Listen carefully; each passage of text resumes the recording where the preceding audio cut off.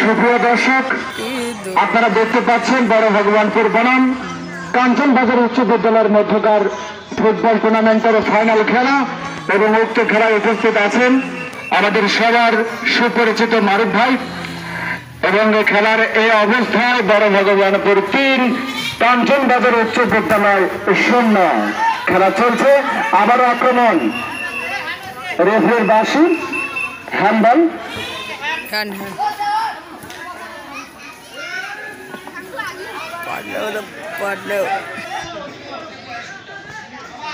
টান উত্তেজনার খেলা অবশ্য অনেকটা একপাক্ষিক।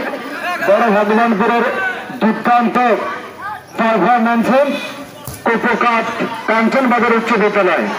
খেলা চলছে, আবারও কিন্তু আক্রমণ কাঞ্চন।